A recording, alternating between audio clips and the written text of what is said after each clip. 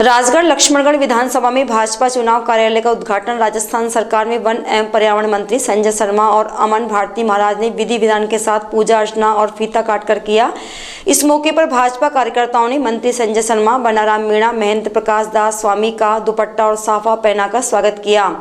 इस दौरान मंत्री संजय शर्मा ने कार्यकर्ताओं और स्थानीय जनता को संबोधित करते हुए कहा कि अलवर जिले का नाम भूपेंद्र यादव के भाजपा उम्मीदवार घोषित होने पर पूरे देश में विशेष बन गया है, क्योंकि केंद्रीय मंत्री भूपेंद्र यादव का सरल और सौम्य व्यवहार हर किसी को अपनी ओर खींच लेता है। अलवर की जनता इस बात से बेहद खुश है कि अब कोई नेता ऐसा आया है जो उनके अधिकारों और विकास के लिए लड़ेगा। राज्य में और केंद्र में बीजेपी की डबल इंजन की सरकार राजस्थान का नाम देश के टॉप विकास वाले राज्यों में शामिल कर देगी। केंद्रीय मंत्री भूपेंद्र यादव अलवर को राजस्थान और देश में पर्यटन, धार्मिक और उद्योगों का विकास करके आकर्षक शहर बनाने का काम करेंगे। उन्होंने कहा कि नरेंद्र मोदी सरकार ने अब तक जो विकास कार्य और देश के हित में काम किए हैं वह ऐतिहासिक है। मंत्री शर्मा ने केंद्र और राज्य सरकार की अनेक जन कल्याणकारी योजनाओं के बारे में भी विस्तार से जानकारी दी। इस दौरान उन्होंने मोदी सरकार की उज्ज्वला योजना, घर घर जल, गरीबों के लिए घर, युवाओं के लिए कौशल विकास सहित कई जन कल्याणकारी योजनाओं के बारे में बताया।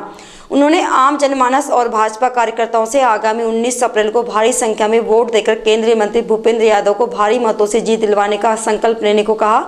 उन्होंने कहा कि भूपेंद्र यादव की जीत अलवर की जनता की जीत होगी। इस पर सभा में उपस्थित भाजपा कार्यकर्ताओं सहित स्थानीय नागरिकों ने खड़े होकर तालियां बजाकर और जय श्री राम का उद्घोष किया। इस मौके पर जिला महामंत्री शिवलाल मीणा, जिला उपाध्यक्ष पंडित जले सिंह, सुनीता मीणा, अभिराम दीक्षित, प्रभुदयाल शर्मा, राहुल दीक्षित, बैनी प्रसाद सैनी, पद्मा गोयल, प्रीति विजय, रश्मि विजय, मीना खंडेलवाल सहित सैकड़ों कार्यकर्ता और क्षेत्रवासी मौजूद रहे।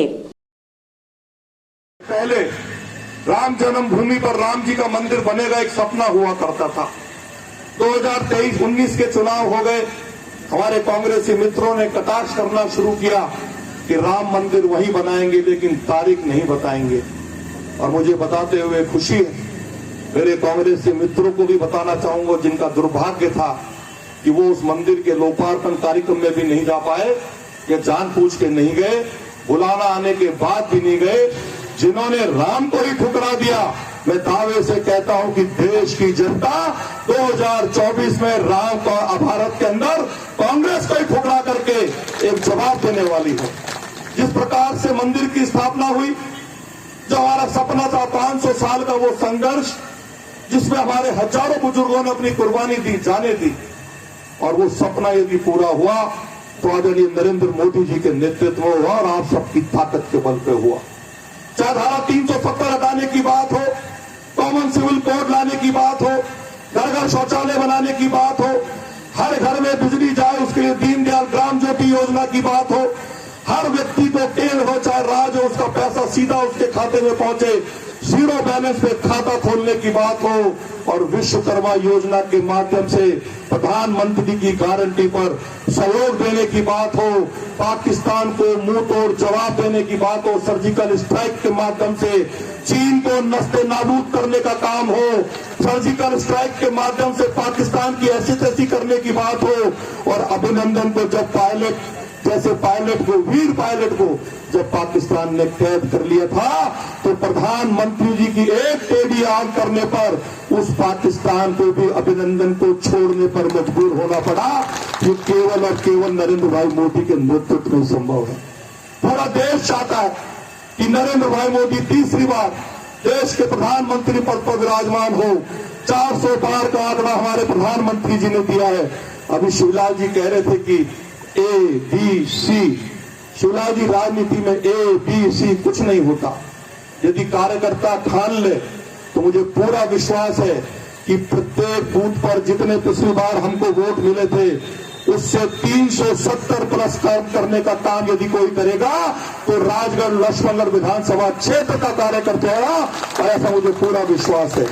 मान लीजिए एक नंबर बूथ पे हमको 500 वोट मिले तो हमको उस 500 के साथ साथ 370 ही तो प्लस करने हैं। 370 धारा हमने हटाई, जो कश्मीर हमारा अभिन्न अंग है, कश्मीर हमारा मुकुट है। कहते कहते मेरे तो रोड़ी मूंछ आ गई, अपने प्रभुदयाल जी के सारे बाल उड़ गए, मूंछ भी आ गई। हमारे शिवदयाल जी बाहर, भाई गुरु जी बैठे, इनके मुंह में से दांत चले गए। लेकिन ये सपना भी यदि किसी ने पूरा किया तो आदरणीय नरेंद्र मोदी जी ने किया। कश्मीर हमारा अभिन्न था, है, और पाकिस्तान कितना ही घुर्राता रहा। हमारे कांग्रेस के मित्र बोले धारा 370 हो जाएगी तो देश में प्रलय आ जाएगा, मंदिर का निर्माण हो गया तो देश में प्रलय आ जाएगा। आया क्या? एक सुई की आवाज भी आई क्या?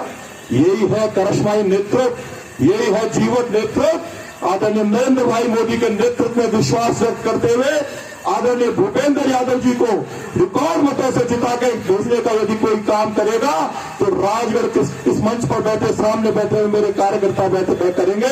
और इस चुनाव के दौरान किसी बूथ पर भी मुझे आने की आवश्यकता आपको लगती है तो आपका ये कार्यकर्ता संजय उस बूथ पर आकर के झोली फैला करके उस मतदाता से भी वोट मांगेगा अपने नरेंद्र भाई मोदी के लिए, अपने भूपेंद्र भाई के लिए। निश्चित रूप से मुझे पूरा विश्वास है कि जो आदरणीय बालकनाथ जी का आंकड़ा था 3 लाख से अधिक वोटों से वो जीते थे, आने वाले समय में आप सबकी ताकत के बल पर 8 विधानसभा का जो लोकसभा का परिणाम आएगा, आदरणीय भूपेंद्र यादव जी 4 लाख से भी अधिक वोटों से जीत करके देश के सबसे बड़ी पंचायत में भेजेंगे। आप 5 लाख कह रहे हो, लेकिन मजबूत काम करने का काम यदि कोई करेगा तो राजगढ़ विधानसभा क्षेत्र का कार्यकर्ता करेगा, ऐसा मुझे पूरा विश्वास है। इस शुभ अवसर पर मुझे आने का जो सौभाग्य प्राप्त हुआ